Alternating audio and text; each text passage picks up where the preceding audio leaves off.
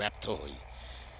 কোরআনে উলিল আলবাব শব্দ বারবার ব্যবহৃত হয়েছে এবং এই উলিল আলবাব শব্দ দিয়া বলা হয়েছে হৃদয় দিয়ে তোমরা চিন্তা করো না, তোমরা, আমি তো একটা কথা বারবার বলা হয়, ভাবে আই আলাই রব্বিকুমা তুকাজ্জিবান, তোমরা স্রষ্টার কোন নিয়ামতকে অস্বীকার করবে? আপনারা কি কখনো ভেবেছেন যে যদি সূর্য উদিত না হয়, যদি সূর্য না ওঠে, যদি 15 দিন সূর্য না ওঠে, 10 দিন সূর্য না ওঠে, তাহলে কি অবস্থা হবে?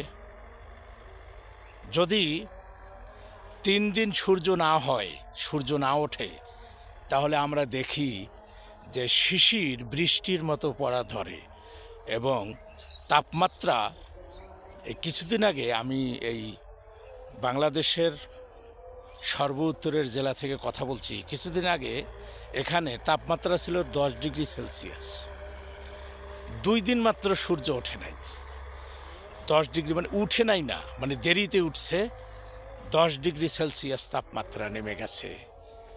যদি সারাদিন না ওঠে, 3 দিন যদি এরকম থাকে, তাহলে আস্তে আস্তে 5 ডিগ্রি, 4 ডিগ্রি, 3 ডিগ্রি, 2 ডিগ্রি,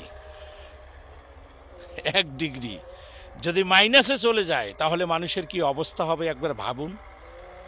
বন্ধুরা, যে যেভাবেই বলেন, স্রষ্টার এই যে এত বড় আয়োজন, সব মানুষকে ঘিরে, এবং কোরআনে বারবার বহু আয়াত আছে।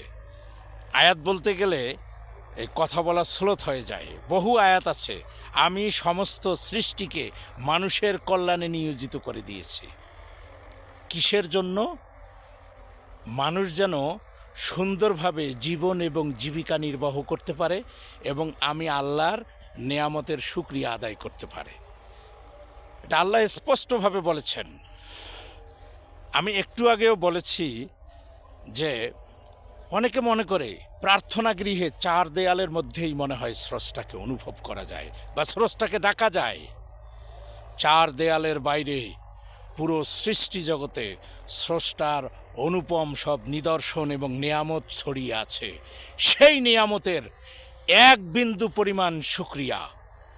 এখন আমাকে কেউ কি বলবেন আমি জানি না, 4 দেয়ালের মধ্যে আপনার 40 রাকাত 50 রাকাত নামাজের চেয়ে উত্তম।